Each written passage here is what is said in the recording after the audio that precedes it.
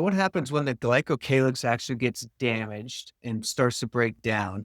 What happens to our arteries, our veins, our capillaries throughout our body? So what happens is they start to get damaged and inflamed. The inflammatory process in an artery is where we get that really scary thing that all of us don't want is plaque formation. So that is what actually leads to heart attack and stroke. Welcome back to The Root Cause with Dr. Jake. I'm Dr. Jake Schmutz. I'm an integrative doctor and naturopathic physician.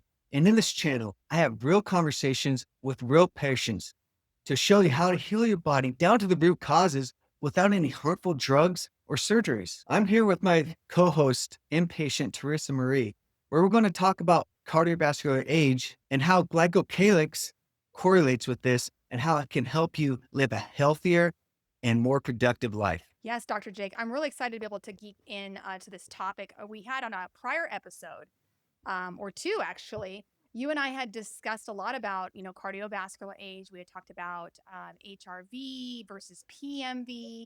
We talked about PMV versus glycocalyx and the differences in how they, actually measure your health when it comes to, cardiovascular health. And some of the things that you had brought up about glycocalyx were just mind-boggling.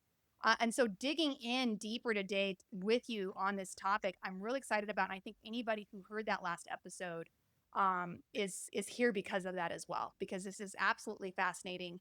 And I'm definitely a firm believer that everyone should be getting this test done to see, how old they are so that they can actually get better and, heal their bodies. So for those people who are hopping onto this episode and didn't hear the prior ones that this is kind of piggybacking on, what exactly is glycocalyx in respect to cardiovascular health? What is glycocalyx? Yeah, let's talk about what the glycocalyx is. So it's this mucus gel-like polysaccharide rich substance that acts as this shield for our endothelium. The endothelium is the inside portion of our blood vessel where blood flow transfers in and out. So it's our little protective barrier, kind of like a lot of you guys have talked about or listened to or learned about on our gut, right? We have this barrier. We have barriers throughout our entire body, and we have this glycocalyx barrier for our blood vessels. So this is what actually keeps our blood vessels healthy and protected. If we don't have this barrier anymore, our blood vessels are not healthy and protected and they get damaged.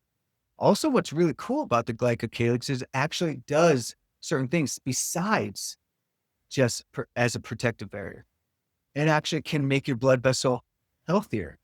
It can increase like nitric oxide, which helps with high blood pressure, right? And keeps the blood vessel larger. It can actually endogenously, like by itself, make antioxidants to help protect it. And it also helps with leakiness of the blood vessel. Probably some of you are like, I have leaky veins, right? You have fluid that enter out of your veins. Yeah, that could be because you have a weak glycocalyx. Interesting. So what you said really stands out in that there's a similarity between our blood vessels and our gut health. Not that it's the same, but there's a similarity, right? Where they're both tubes, right? The veins, the capillaries, the arteries are all tubes that allow blood to transport and get to the places they're supposed to have, go so we can have certain nutrients. And we need to have that protective layer, from the inside of the vein to the outside of the vein so that we can get everything going to where they're supposed to go. Same thing with our digestive tract. We need to get our food moving in and we need to have the nutrients pulled out.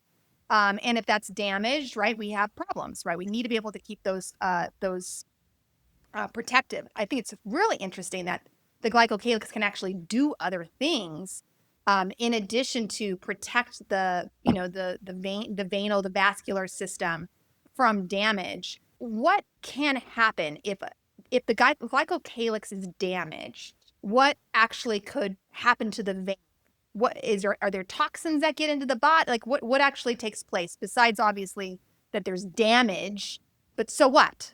So there's damage. What happens? Yeah. So what happens when the glycocalyx actually gets damaged and starts to break down? What happens to our arteries, our veins, our capillaries throughout our body? So what happens is they start to get damaged and inflamed. The inflammatory process in an artery is where we get that really scary thing that all of us don't want, is plaque formation. So that is what actually leads to heart attack and stroke. That is one of the major causes of death, right?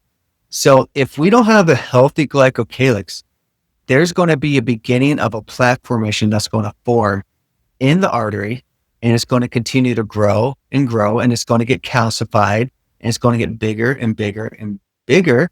And then that's going to cause occlusion of an artery. And when that happens, there's no oxygen getting into the heart or the brain. And if the oxygen is getting to the heart, that's a myocardial infarction, also known as a heart attack.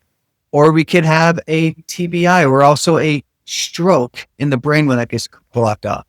Also, there could be the plaque can break off and go to a smaller vein or artery, and then that's going to be blocked, and now oxygen isn't going to get there anymore. Or you could have this little clot formation forming in a vein, for example, hopefully not in the vein in the legs, because then that could break off, transfer up, and cause a pulmonary embolism, which is like the fastest way people die. People don't want to die quickly, but it's a great way to die, but that's one way to do it. So you're seeing that if we don't have a healthy glycocalyx, it's really going to cause inflammation, damage, and lead to all kinds of bad things. But besides just death and myocardial infarction and all that, if we don't have a healthy glycocalyx, it's going to damage our capillaries. And when the capillaries get damaged, they just deteriorate and go away. So we could look at like a young person has all of this interlinking mesh of capillaries, and they're getting great blood flow, circulation, oxygen delivery, nutrient delivery. But in older people, which tend to get weaker glycocalyxes, you don't see all these blood vessels anymore. You only see a few. And what that means is they're not getting good nutrition to their tissues and good oxygenation. Like they're not getting good oxygenation and nutrients into the brain. So you're not going to be able to think as well. You're going to get more dementia. You're not going to be able to focus as well. Into the gut, you're not going to be able to absorb your nutrients very well. Into the kidneys, your kidneys aren't going to be able to detox very well, right? And this is what happens with age. All these things start to break down. But when we keep a healthy glycocalyx, we can keep these systems from breaking down, because we're able to improve and continue the good oxygen delivery and nutrient delivery inside these tissues.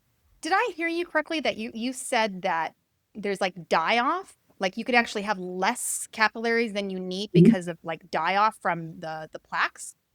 So what? Yeah. So when the glycocalyx gets damaged, it gets inflamed, the capillaries just die. They just occlude. That like we're talking about these bigger arteries. It takes a long time for occlusion to happen in like a carotid artery. It's a really big artery. A capillary is microscopic, tiny, tiny, tiny.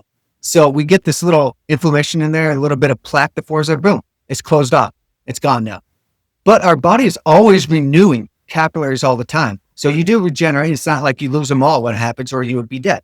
There is continuous renewal. But what can happen is if we keep a healthy glycocalyx, we're able to keep a lot of these capillaries from dying off, and we're able to get this huge cluster of all these capillaries. So you're able to have a ton of oxygen and nutrients actually arriving to your tissues, so you feel awesome, like a That younger makes person. sense.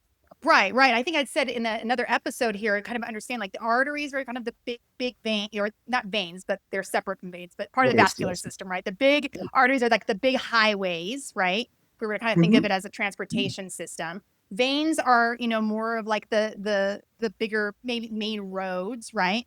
And then capillaries being like kind of the tiny streets, right? That get down, and that's the part that we're really feeling, right? Those are the parts that actually bring the nutrients to the tissues in our body, where we actually can have the feelings of feeling good, feeling strong, feeling those types of things as well. Now, my question to you is, when you talk about plaque formation that can happen in the capillaries, the veins, the arteries, and so those are the nutrients that actually help us feel the things that help us know whether we're feeling well or not. I feel good, I feel bad is based off of a lot of what our capillaries are doing with our tissues. Now, when you talk about plaque formation, um, in the capillaries, in the veins, in the arteries, and you talked a lot about the dangers with that.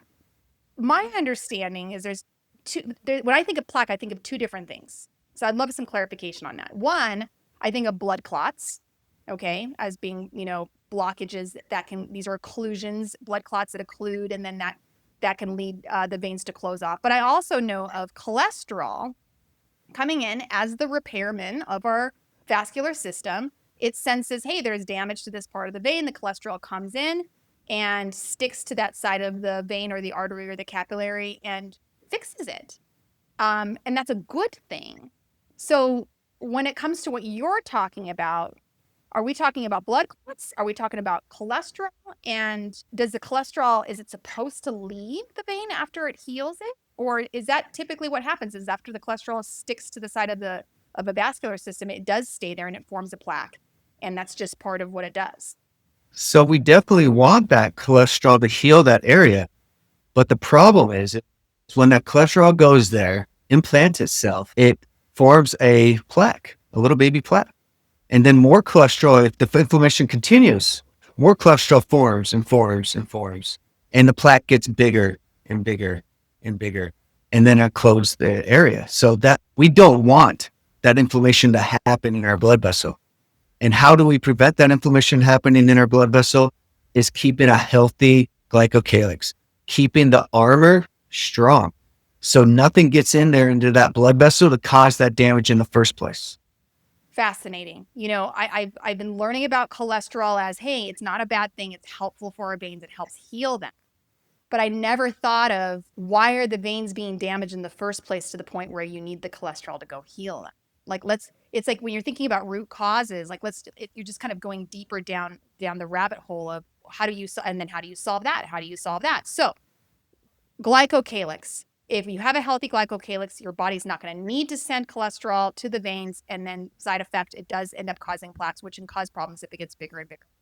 Okay, next question then. In your clinic, you use a specialized machine to assess the glycocalyx. Can you walk us through how this technology works and what kind of data it provides? Yeah. So in my office, there's something I'm very excited about what we offer. Is called a glycocheck. And it's a machine that has been created, the first of its kind, to actually measure the glycocalyx and the health of the glycocalyx. And we can actually get a score. Do we have a healthy glycocalyx or a non-healthy glycocalyx? So, and it's very simple and non-invasive. It's a microscope in which we put it underneath the tongue and we do a video microscopically of the arteries and veins and capillaries underneath the tongue. It's one of the areas throughout the body where we have very superficial arteries right there and capillaries. We're able to see it really well. So many of you probably have used medication sublingually, right? To bypass the gut, because that's one area that it can actually transfer right into our blood vessel. So we're able to watch that, monitor that. And we do a 2-minute assessment, up to a 5-minute assessment, depending on what we need to do. And we can get then a glycocalyx health score, and we can see where it's at. And then what I love to do too is we see where your glycocalyx is, see if we need to do anything to heal it. But then we actually do treatment, and then maybe 3 months later, we do another assessment to see if what we're doing is actually working. In majority of the case, I see big improvements in the glycocalyx health. What are some of those things that you might have someone do? So I come in, I get my glycocalyx tested. I find out that I have a very low. Do you measure it with like high or low, as being which one is good? Do you want you want a high glycocalyx or do you want low? So it's going to give you a health score. You don't want your glycocalyx score to be high. You want it to be It's like this perfusion boundary is what it's testing. And that's where we get the score. You don't want that to be high. That just tells us there's a lot more weakness of the glycocalyx. So, okay. So a high score means our glycocalyx is weaker. The higher the score, the weaker the glycocalyx. The lower the score, the stronger the glycocalyx is. Yeah. Okay. So I come in and I get this test done and I find out that my score is very unhealthy. What are some of the things that you're going to do to help me heal my vascular system, my cardiovascular health? So I'm going to recommend some specific things for healing the glycocalyx. So one of these substances is called fucoidan. It comes from brown seaweed, and it is the most researched product that we have for healing the glycocalyx. I like to use high molecular weight hyaluronic acid. A lot of the makeup that the glycocalyx is made of hyaluronic acid. And then we also want to give strong antioxidants to help support it. Also, there's resveratrol that has research and NEC that has some research. These are weaker things to help heal the glycocalyx. So these are some substances I do. I do other therapies too, like hyperbaric oxygen therapy, red nerve or red light therapy, glutathione therapy to help heal the glycocalyx also. So can you spell, you said it's fuicoidon? Fucoidan, I think that's how you Fucoidan. say it. Fucoidan, I believe. Okay.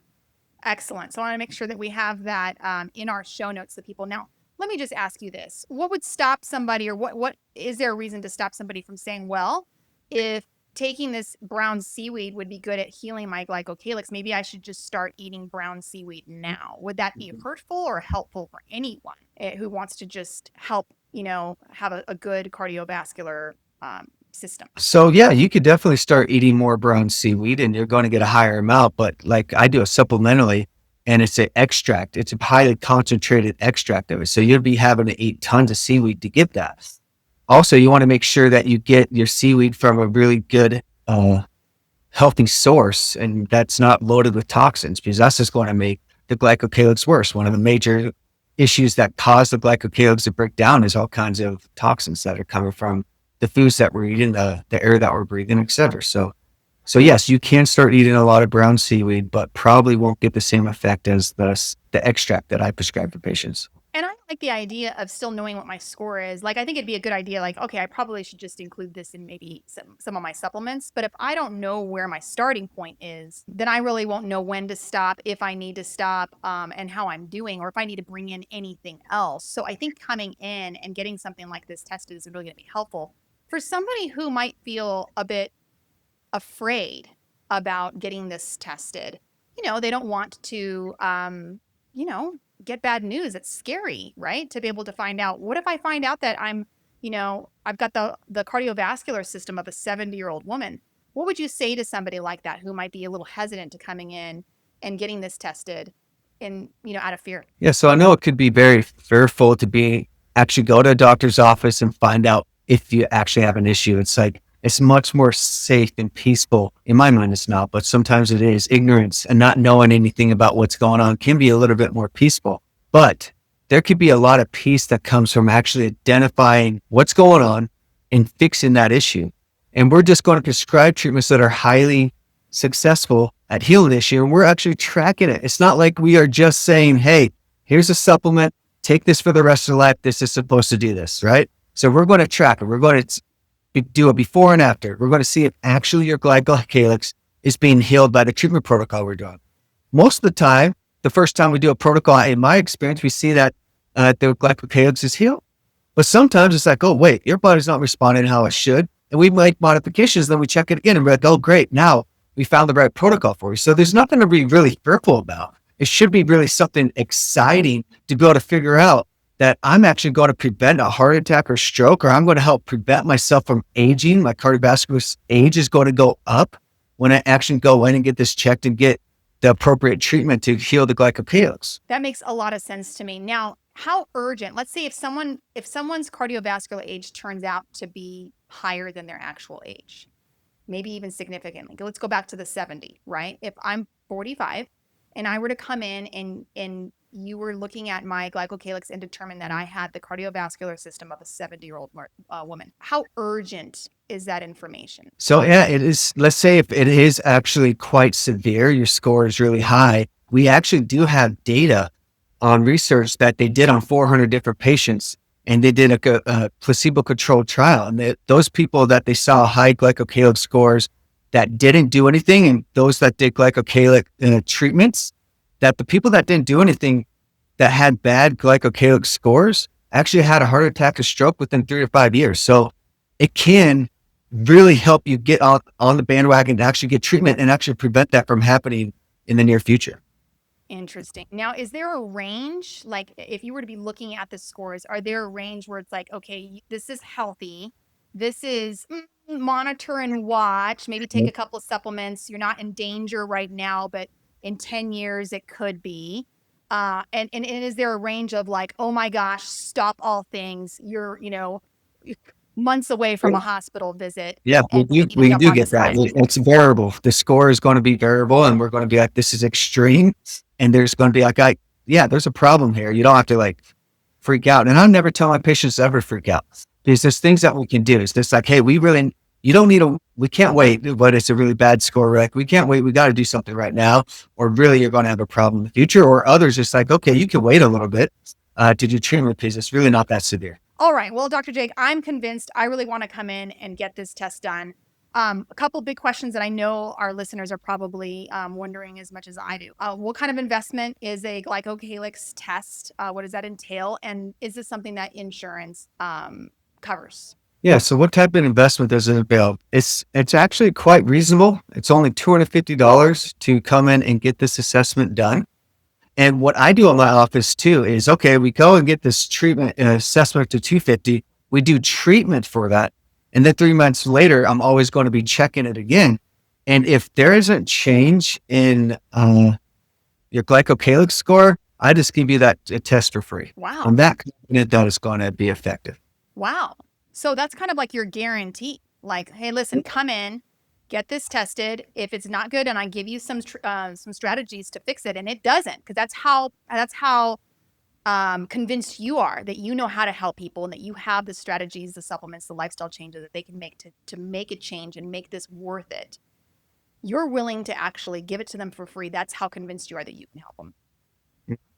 Powerful. Well, Dr. Jake, I'm definitely convinced. Now, for someone who might be interested in doing this, you can definitely get a hold of Dr. Jake by going to drjakewellness.com/schedule to schedule an appointment with him and be able to discuss, what's going on with your health, getting you set up with the glycocalyx test and whatever else he might feel might be necessary based off of what your symptoms and things that you're doing.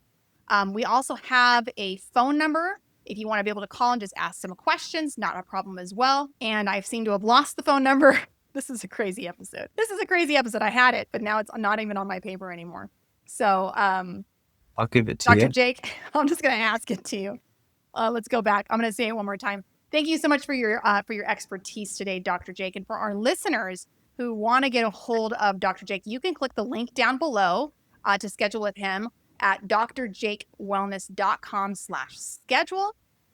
We also have a phone number that you can call if you have any questions. You want to talk to the front desk a little bit more before you schedule. Dr. Jake, what's that number they can get a hold of you at? Yeah. So you could call our number at 801-676-9876. Perfect. Thank you so much, Dr. Jake. And for everybody else, thank you so much for listening. Yes, if you want to learn more about cardiovascular age and you want to learn more about HRV, vagal nerve tone, PWV, or glycocalyx, and you're watching YouTube, click my video to the right. I'm Dr. Jake, and I'll see you there.